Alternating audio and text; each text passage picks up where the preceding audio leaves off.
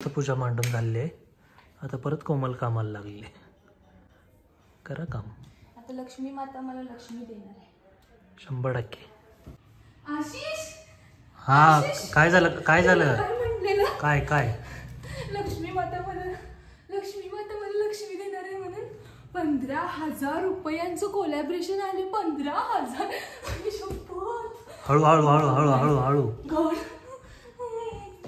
देवा, मज्जा आहे. यू हे गाईज, हे आम्ही छोटंसं देवघर बनवलेलं आहे. तर आशिष कामासाठी बाहेर गेला होता आणि त्याला दिसले पेरू आणि तो माझ्यासाठी घेऊन आला होता, कारण मला खूप आवडतात.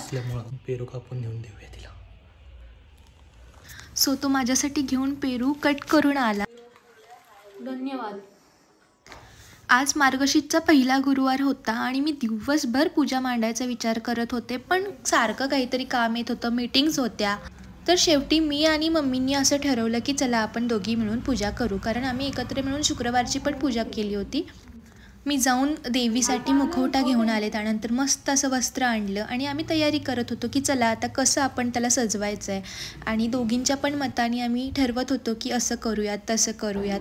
आणि इतकं छान दिसत होतं म्हणून सांगू, मी वेणी पण आणली होती आणि ते घातल्यानंतर मला ना तो लूक एकदम असं एकविरा आईसारखंच वाटलं.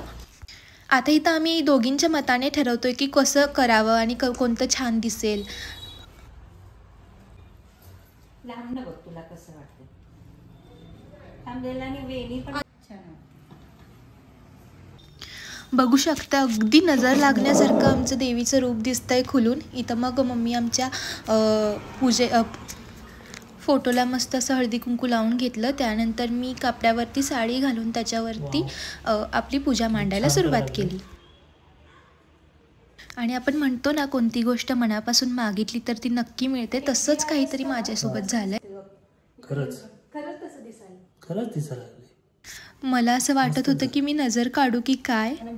आता मला माझ्या माहेरची देखील आठवण झाली. प्रत्येक वर्षी आईला करताना बघत होतो, यावर्षी मी माझ्या घरात करते. भारी ना.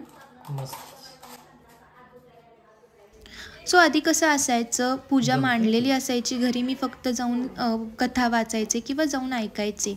पण यावेळी सगळी जबाबदारी मी घ्यायचा प्रयत्न केलाय आणि खूप छान वाटतंय. रांगोळी काढलेली आहे. फक्त तू रीलच करत असशील.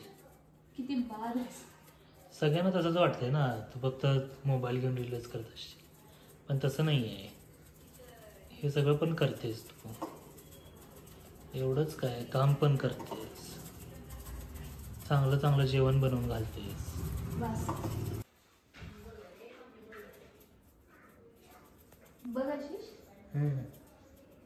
इथं मी आता लक्ष्मीची पावलं उठवून घेतली आणि छान अशी रांगोळी सिंपल काढली होती. मला असं वाटतं जोपर्यंत आपण फुलं घालत नाही तोपर्यंत असं भरल्यासारखं नाही दिसत आहे. आणि त्या हळदी कुंकू लावून घेतलं देवाला सुद्धा आणि स्वतःला सुद्धा. त्याला धुता नाही येणार, पुसून घेतो फक्त.